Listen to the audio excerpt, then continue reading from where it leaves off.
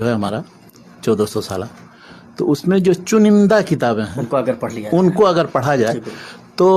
ایک تو یہ کہ بصیرت حاصل ہوتی ہے ان فنون سے متعلق، دوسری چیز ہے کہ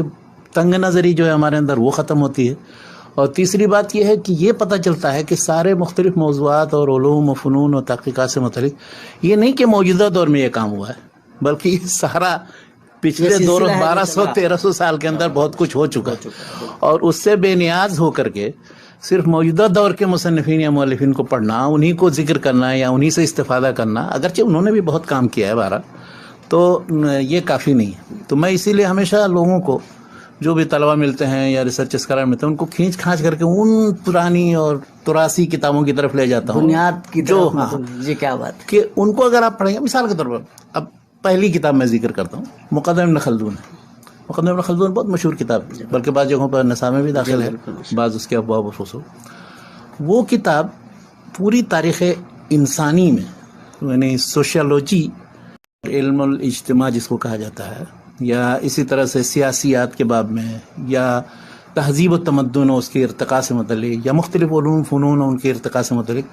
یہ کہیے تو مطلب وہ کتاب بنیاد اور اساس کا کام کرتی ہے، بلکہ اس کو فلسفہ تاریخ اور سوشیالوجی کا بانی قرار دیا جاتا ہے۔ بالکل۔ تو اس نے بڑی کتاب لکھی تاریخ کی، تو اس میں ایک جلد جو ہے اس کی مقدمہ ہے، اور اس کے اندر 6 بنیادی ابواب ہیں۔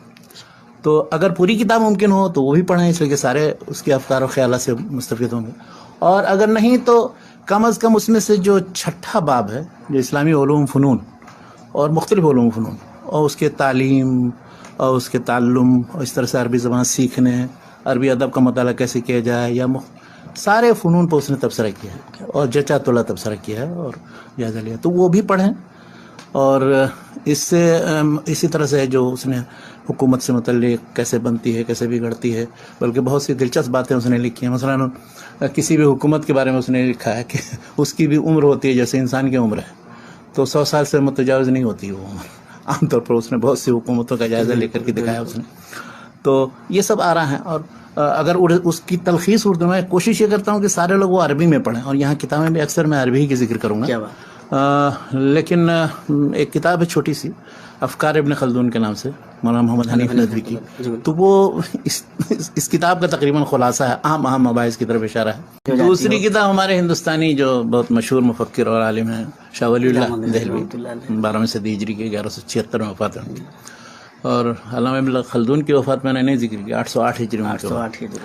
تو اچھا، یہ جو کہا جاتا ہے کہ متاخرین کے یہاں اوریجنلٹی نہیں ہے، اصالت نہیں ہے، کوئی اضافہ نہیں ہے، جدت نہیں ہے، تو یہ دونوں متاخرین میں سے ہیں، اور دونوں کے یہاں جدت اور اصالت، دونوں کے یہاں بالکل جدت اور اصالت کا بالکل اوریجنلٹی ایسی ہے کہ وہ جتنے افکار ہیں سب پہلی بار انہوں نے بہت سے افکار ایسے پیش کیے۔ تو وہ دوسری کتاب شاہ ولی اللہ کی جو میں ذکر کرنا چاہتا ہوں وہ ہے حجت البالغہ۔ حجت البالغہ بے نظیر کتاب ہے، اور اس کے 2 پارٹ ہیں بنیادی طور پر۔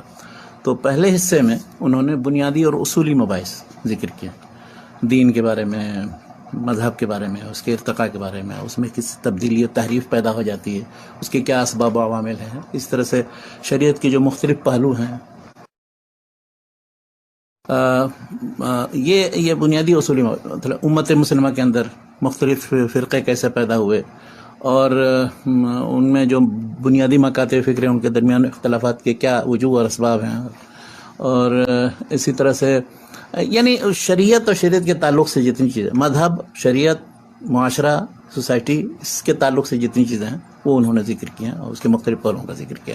تو یہ جو اس میں نصف اول ہے یہ بہت اہم ہے۔ نصف ثانی میں یہ کیا انہوں نے کہ جتنے احکام شریعت ہیں مختلف ابواب میں، عبادات، معاملات، اخلاق اور سیاست سے متعلق، تو ان میں جو اسلامی تعلیمات ہیں ان کی حکمتیں بیان کی، اسرار شریعت جن کو کہا جاتا ہے۔ تو وہ صرف اسرار شریعت کی کتاب نہیں، وہ دوسرے حصے میں اسرار شریعت ہے، لیکن پہلے حصے میں بنیادی اصولی بنیادی